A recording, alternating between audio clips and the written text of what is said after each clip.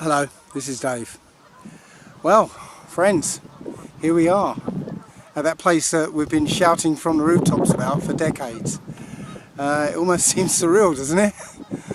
The irony is that the Muggles are afraid, hiding away in their houses. They're not actually frightened enough. You know, their fear is tempered with complacency. They're more bored than scared. You know, many others think of this as some kind of extra holiday, you know, secure in a comforting fiction that in a few weeks the all clear will be sounded and everything will go back to normal. The truth is that the Muggles simply don't know enough to be scared. You know, they don't realise that what's unfolding inch by inch before our very eyes is the greatest danger to humanity since the imaginary threat of nuclear annihilation.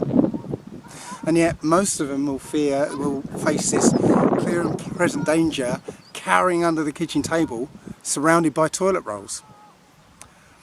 While we were filling our collective bellies with their poisoned bread and numbing our brains with their televised circuses, a small number of elite families have been inching us towards, you know, this very moment. You know, herding us this way and that with a steady diet of contrived wars and not so natural disasters and ever-present false flag phantom fears. And now here we are in the Endgame. That hypnotic black mirror in the corner of the room has programmed the Muggles to know what martial law looks like, so they don't actually recognise it when it's forced upon them. But nonetheless, almost the entire human race is in lockdown.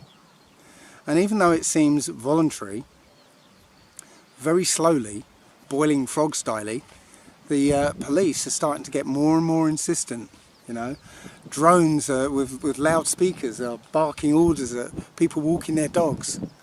And fat, ugly old men with serious vitamin D deficiencies are busily weaving a web of fake legislation so that documentation is required whenever you venture outside your house. And while you're conveniently locked in your concrete box, 5G antennas are popping up like weeds. And not just at the end of your street, but a few hundred yards apart all across the world. Why is it you think that billions of people are ordered to stay at home, yet 5G installation is considered an essential service? You know, do you really think the government that forced retired people to choose between eating and keeping their houses warm during the severe winters actually cares how long it takes you to download a film?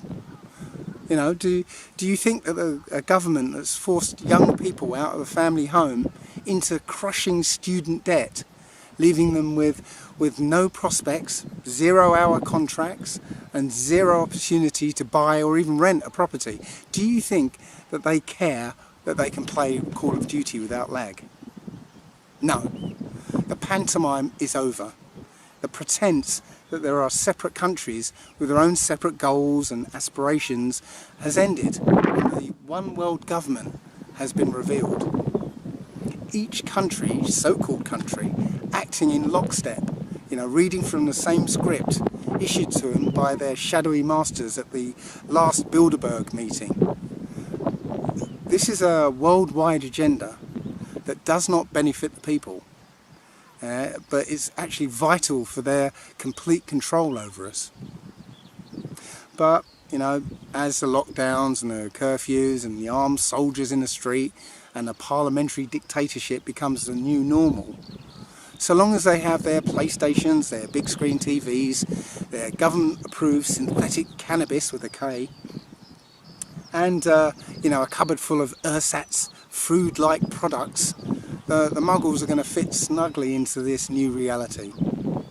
But what's really happened here? You know, in the film Wag the Dog, Dustin Hoffman, he plays this Hollywood film producer who convinces the entire American population that they're at war with Albania entirely through the medium of television. Yeah? the New World Order controllers have manufactured a wag the dog scenario in Wuhan, China. But they just couldn't, they couldn't just do it. They had to practice it first. And more importantly, they had to tell us what they were planning to do. So in October 2019, the Bill and Melinda Gates of Hell Foundation hosted the Event 201, which exactly simulated the same viral pandemic scenario that coincidentally occurred a few months later. Except their pandemic was from an imaginary virus called the CAPS virus. And it's plausibly deniable that this coincidence might be.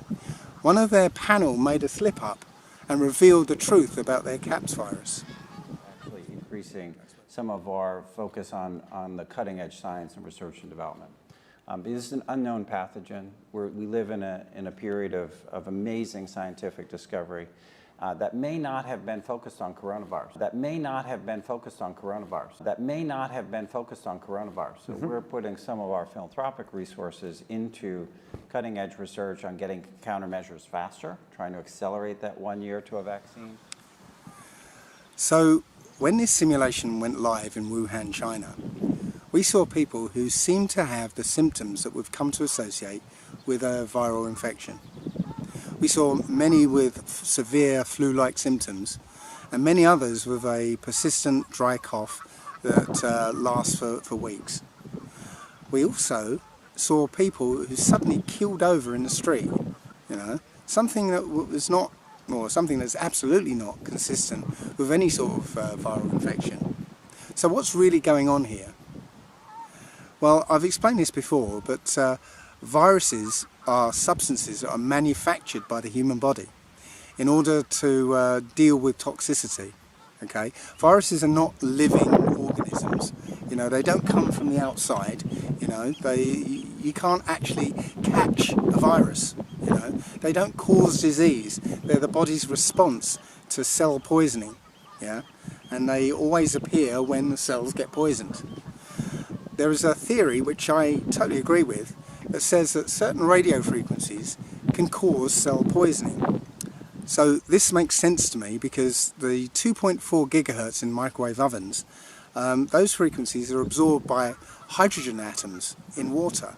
And basically the water starts heating up, but it alters the structure of that water.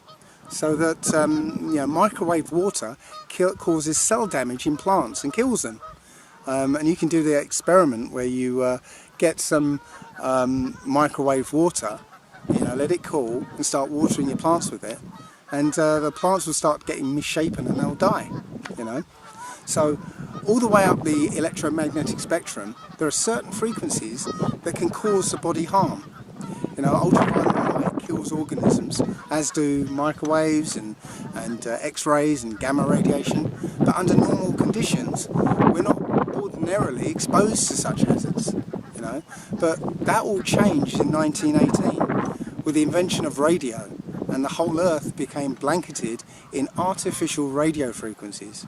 And the result of that was the Spanish flu epidemic. Humans are kind of hard to kill, and not all of them are going to respond to the same degree to cell poisoning. As I said, the body manufactures viruses to clean up the toxicity and to transport it out of the body, which on the outside looks like flu-like symptoms. So whenever your cells get poisoned, your body responds with varying levels of severity, which to our eyes manifests as colds, flus and pneumonia. So every time we've seen a step up in radio frequency technology, we've seen an accompanying viral epidemic localized to the implementation of that technology. And now we have the 5th generation of radio frequency technology. It's untested, so it's experimental, and its 60 gigahertz frequencies are just below that those that are already in use as weapons. The US military's euphemistically named active denial system uses 95 gigahertz. And although they tout it as a non-lethal weapon, the US military isn't in the business of non-lethal weaponry. You know, they don't want to dissuade you, they want to kill. And I guarantee that their active denial system has several classified settings above the stun setting that will turn any enemy combatant into so much burnt toast. So this is my understanding of how these frequencies work. When a particular material element, which is essentially just a standing wave of electromagnetic energy at a particular low frequency, when one of these elements encounters electromagnetic energy at a harmonic resonance, it begins to absorb that energy and therefore undergo some changes. Especially if it's part of a complex molecule, its relationship with other parts of that molecule changes. So, as I said, if you expose water to microwaves, like in a microwave oven, that frequency is absorbed by the hydrogen. So its relationship with the other hydrogen and oxygen atoms changes, and you get things like deuterium and tritium and no doubt other isotopes that we haven't been told about. The result is that you end up with water that is of not the same structure as regular water. You know, an example of that is the heavy water that Nazis were experimenting with, and this water is poisonous to plants and animals. As I said, you know, use microwave water to water your plants with, and your plants are going to die. So the significance of the absorption data in this report that I'm going to actually place here is that 60 gigahertz does exactly the same thing to oxygen and any other oxygen-based molecule, and it renders it poisonous to humans who breathe O2 and plants that are made of cellulose, which obviously contains a lot of oxygen, and which is why you'll find that plants and trees are dying around these towers. The power levels of the electromagnetic energy is not really significant either, because some molecular bonds don't require very much energy to push them into a different configuration. The beauty for them of 60 gigahertz is that its effects can be blamed on natural cold, flu or pneumonia or any other respiratory illness. So it's the perfect stealth weapon. And we all know that Wuhan was the first smart city grid to go online, and the whole city was completely blanketed with 5G. And 2 months later you had the first outbreak. Then Milan in Italy went online and they had their outbreak. And even the Diamond Princess cruise ship, which, you know, is effectively isolated from any other population, well, they got an outbreak because they were premiering their 5G service. So right now the mass media are trying desperately hard to convince people that this is actually a real pandemic, even though there is absolutely no evidence of it. You know, in China, there are no more cases of it, and it never even reached epidemic proportions. You know, that is to say that it never got anywhere near the deaths of you know, regular seasonal flu in China. So it wasn't even an epidemic. But nonetheless, you know, the TV stations are up to their old tricks, you know, reusing film footage from one place, such as Italy, and reusing it in New York. You know, using images from video games, all to create a kind of wag the dog style pandemic on television, just to keep the muggles in fear. But the hospitals that they're saying are crammed with coronavirus victims in every country are all totally empty. They're also building massive hospital warehouses and morgues. You know, the Excel Centre in London has a capacity of 8,000 beds. And then there's all the hollowed out Walmarts all across America, and the stacks of coffin liners that we've been reporting on for years. What are they all there for? Well, they're there for the next phase of this plan. Now this might seem like the calm before the storm, but it really isn't. You know, there's a lot going on. You know, there are offers being made, acceptances gained, and contracts being finalised before the final show can begin. There are many of us who are aware of predictive programming, where the system uses their mass media to show us what they're planning to do years, sometimes decades in advance. And some see that as like adherence to some kind of common, cosmic law, where they have to tell us of their plans. But the truth is, they can't just get away with telling us. They must also get our agreement to it.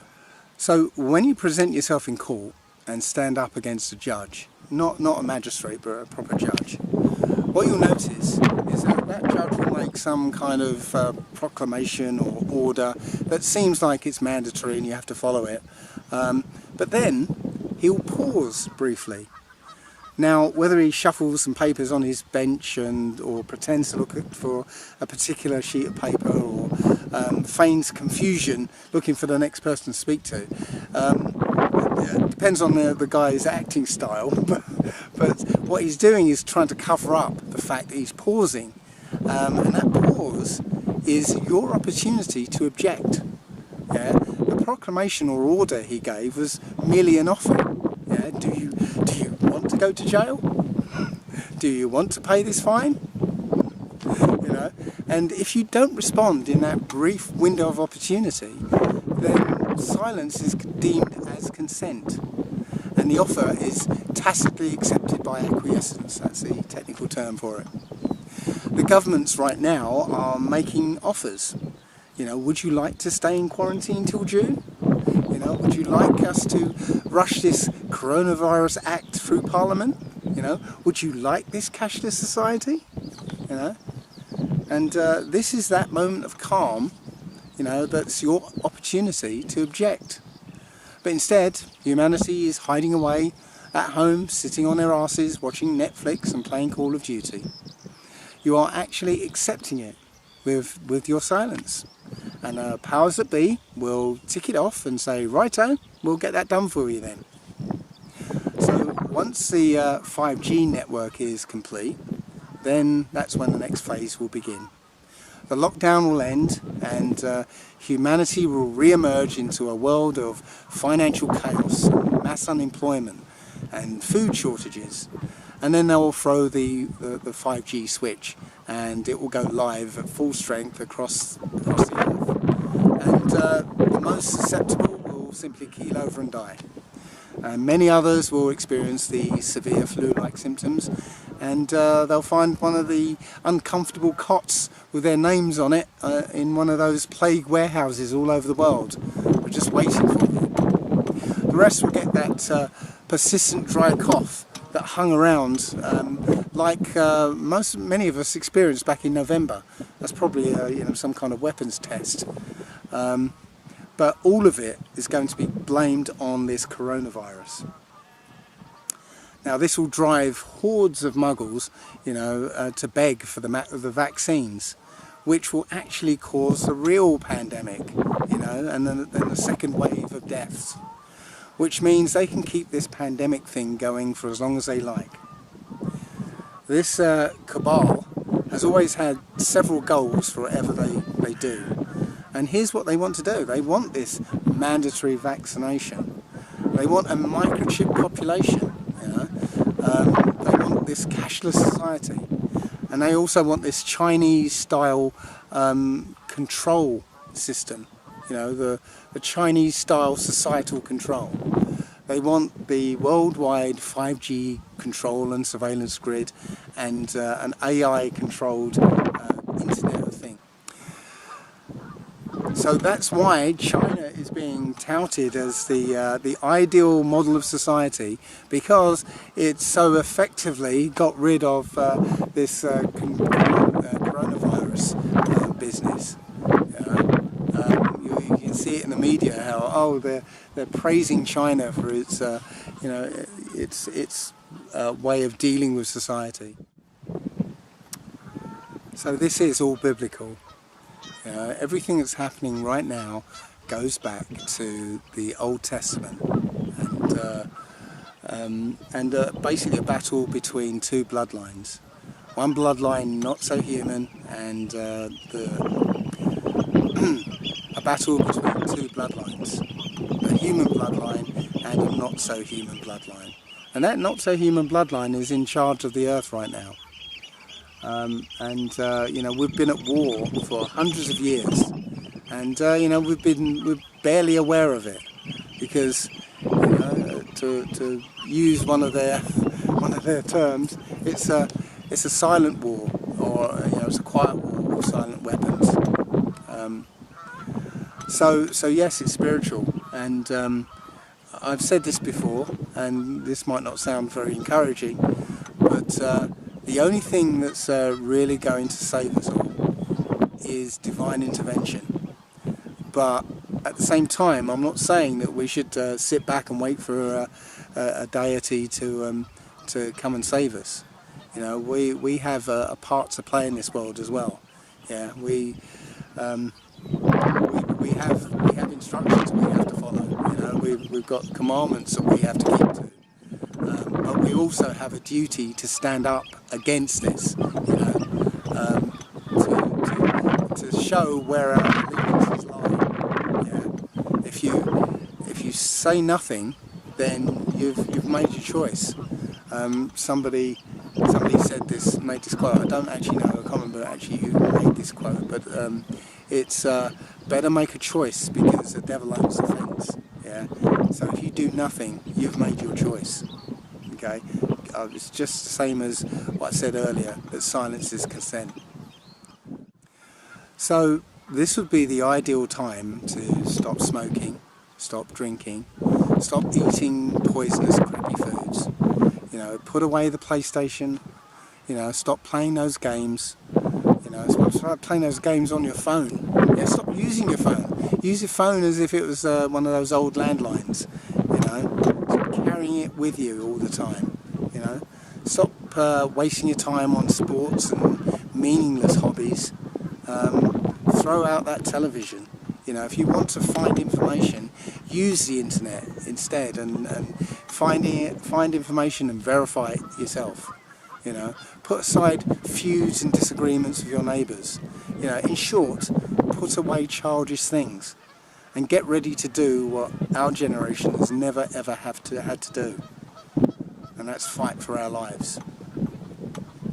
Thanks for listening.